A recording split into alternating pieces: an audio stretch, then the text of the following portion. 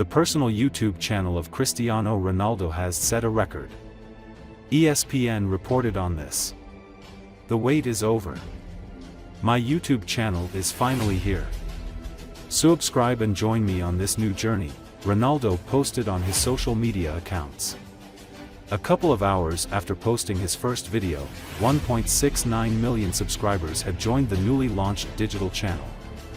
The channel collected more than 14 million subscribers in 17 hours. This rapid growth underscores just how massive Ronaldo's influence is, particularly among younger audiences that have grown up in the era of social media and online content creation.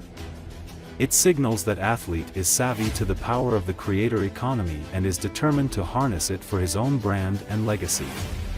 Ronaldo has 112.5 million followers on the X platform, 170 million on Facebook and 636 million on Instagram.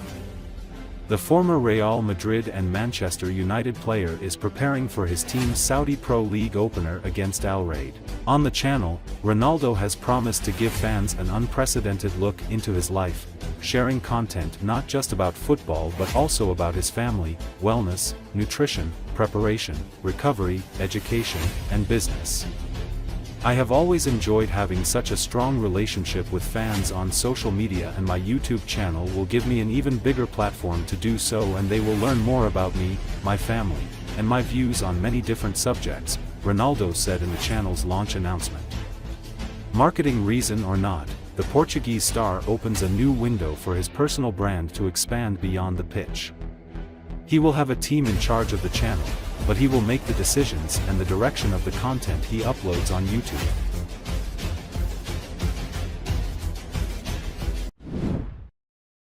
Russian troops defending territory in the Kursk region, sandwiched between the Sym River and the border with Ukraine, risk being encircled after Ukraine destroyed bridges that are their only route for resupply or retreat, the New York Times reports. The bombing of the bridges is aimed at the area between the Sym River, the border and the territory inside Russia already controlled by Ukraine, with the aim of trapping Russian troops stationed there. According to statements by the Ukrainian Air Force and reports by Russian officials and military commentators on social media, there are 3 bridges across this section of the river, all of which are now destroyed or damaged, the newspaper writes.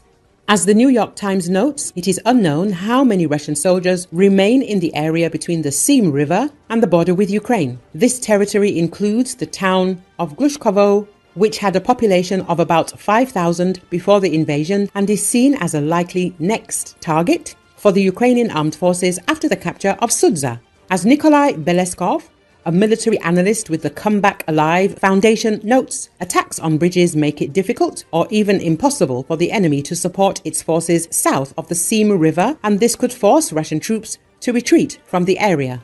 At the same time, according to him, if the Ukrainian armed forces advance to the river bank, they will gain the advantage of a natural barrier against any Russian counterattack. According to military historian Vasily Pavlov, the Ukrainian strategy of using rivers as a defense becomes clear as the offensive progresses.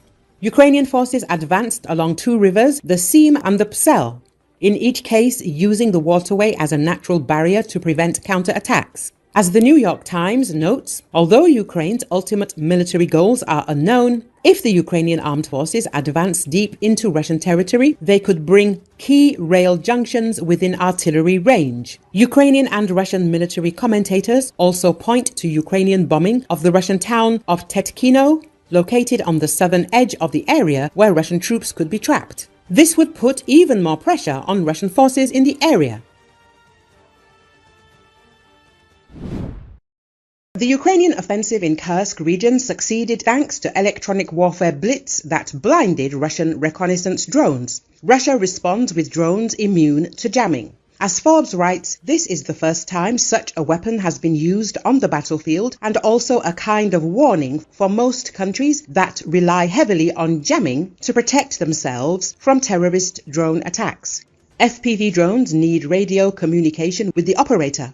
So on the front line, you can see many jammers that knock out radio noise on selected frequencies. Effective electronic warfare means create a safe bubble in the region of 50 to 100 meters, so UAVs constantly change operating frequencies and the jammers themselves are updated. That's why a blitz attack like Kursk is needed, with a long lead time to detect all frequencies and enough jamming to block everything in the area and stop all drones for a while, the journalists explain. Radio communication requires line of sight, and during the attack itself, the drones dive quite low, so at the last second, interference appears in the video signal, which impairs visibility. One solution to the jamming problem is terminal guidance using artificial intelligence. The operator locks on a target at a certain distance, and the drone pursues it even if communication is lost. These systems are already being deployed in small numbers by both sides.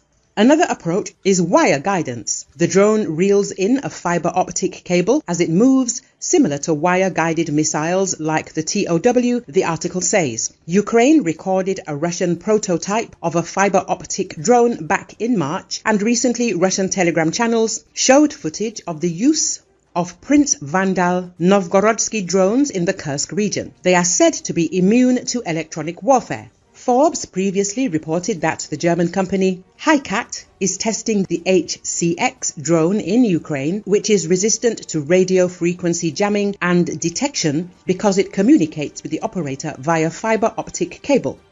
Back in March, Ukrainian developers announced the appearance of a fiber optic FPV drone called Banderik Strichka,